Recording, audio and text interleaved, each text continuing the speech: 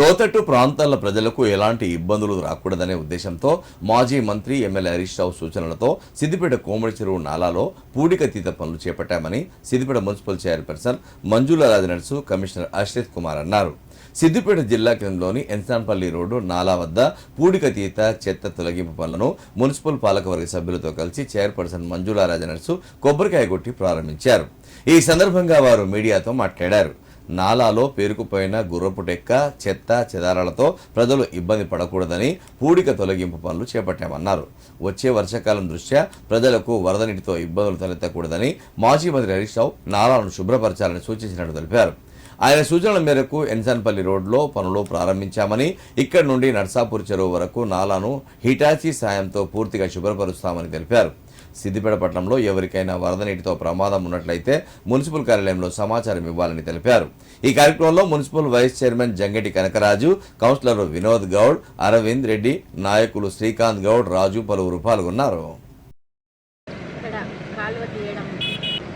వచ్చే వర్షాకాలం దృష్టిలో పెట్టుకొని ఇక్కడ ఈ ప్రాంతాన్ని శుభ్రం చేయడం జరుగుతుంది. ఈ ఏంటంటే చెత్త, మురికి అదంతా తీసేస్తే పూడిక తీయడం జరుగుతుంది. ఎందుకంటే లోగొట్టు ఉన్న ప్రాంతాలకి నీళ్ళ తాకి రాకుండా ముందు జాగ్రత్తగా మాజీ మంత్రి గారి సూచన మేరకు చేయడం జరుగుతుంది. ఈ కోమటి చెరువు కాలువ ఏదైతే ఉన్నదో లోపల పూడిక తీయడానికి ప్రతి సంవత్సరం చేయడం జరుగుతుంది. ఎందుకంటే లోతట్టు ప్రాంతాలు జలమయం కాకుండా అలా ఎప్పుడైతే ఈ కచరా నిండుతుందో దాన్ని తీయడానికి ప్రతి సంవత్సరము వర్షాకాలం ముందే తీయడం జరుగుతుంది. కాబట్టి ఈరోజు ప్రారంభించడం జరిగింది.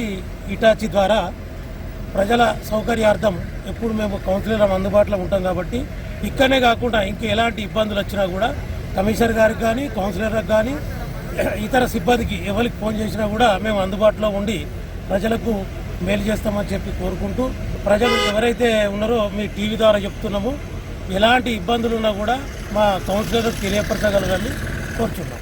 మేరకు మరియు గౌరవ శాసనసభ్యుల సూచన మేరకు కోమటి చెరువు నాలా యొక్క పూడిక తీయాలని నిర్ణయించడం జరిగింది.